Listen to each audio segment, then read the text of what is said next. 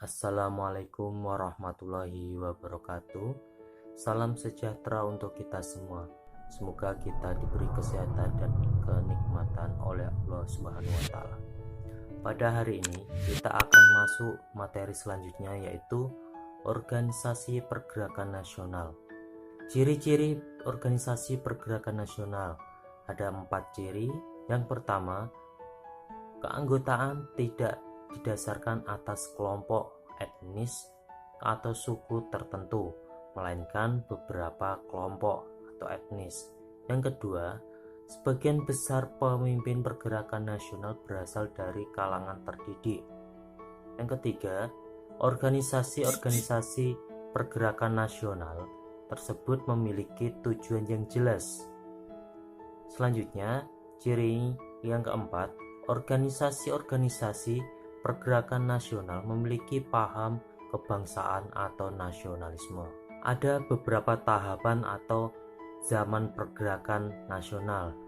Bisa dilihat tahun 1908 itu ada organisasi Budi Utomo. Pada tahun 1911 sampai 1912 ada Sarekat Islam.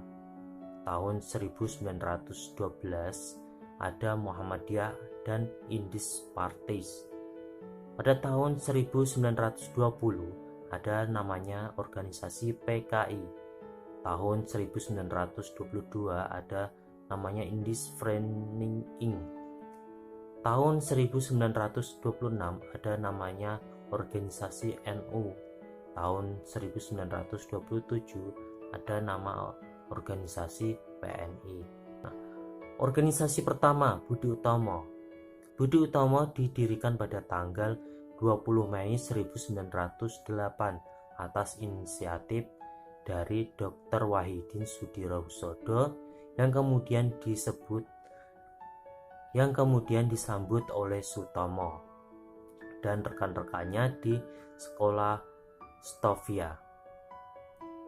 Tujuan Budi Utomo untuk mengembangkan pendidikan dan kebudayaan serta melakukan usaha peningkatan perekonomian bagi anggotanya. Yang kedua, organisasi Sarekat Islam didirikan oleh Haji Saman Hudi pada tahun 1905 di Solo dengan nama Sarekat Dagang Islam yang bercorak pergerakan agama ekonomi. Pada tanggal 10 September 1912 dirubah menjadi Sarekat Islam. Menurut Hos Cokroaminoto, tujuan SI untuk memajukan perdagangan, membantu pengajaran, memperbaiki pendapat yang keliru mengenai Islam, dan hidup menurut perintah Islam. Pada tahun 1921, SI terpecah menjadi dua.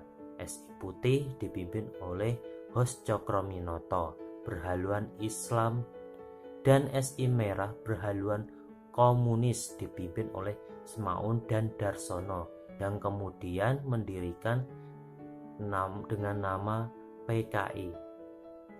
Kemudian SI berganti menjadi Partai Sarekat Islam PSI ke Indonesia dengan Ketua Haji Agus Salim.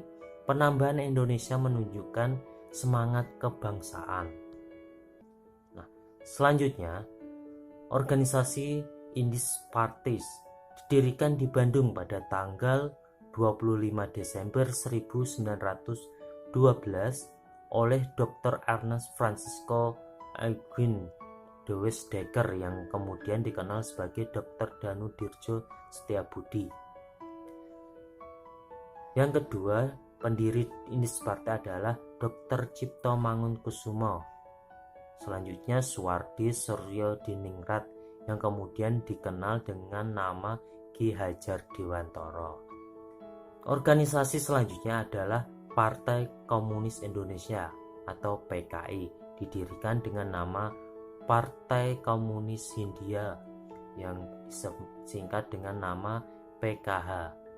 Setelah Semaun dan Darsono dikeluarkan dari SI pada Mei 1920, anggotanya sebagian besar dari ISDV yang didirikan oleh Hans Sneevliet, seorang Belanda yang berhaluan sosialis. Selanjutnya, Perhimpunan Indonesia. Pada tahun 1908, perkumpulan mahasiswa di Belanda mendirikan Indisvereniging menjadi lebih maju setelah Muhammad Hatta, Sunario, A. Subadri, dan Ali Sastroamidjojo menjadi pemimpin, dan nama organisasi diganti menjadi Indisvereniging, dan terakhir pada tahun 1925 menjadi Perhimpunan Indonesia. Perhimpunan Indonesia adalah organisasi pertama dengan tegas menuntut Indonesia merdeka, bersikap non-kooperatif, dan menyatakan perlunya persatuan masyarakat Indonesia.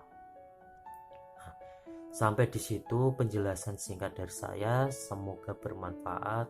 Tetap belajar, jaga kesehatan. Cukup sekian. Assalamualaikum warahmatullahi wabarakatuh.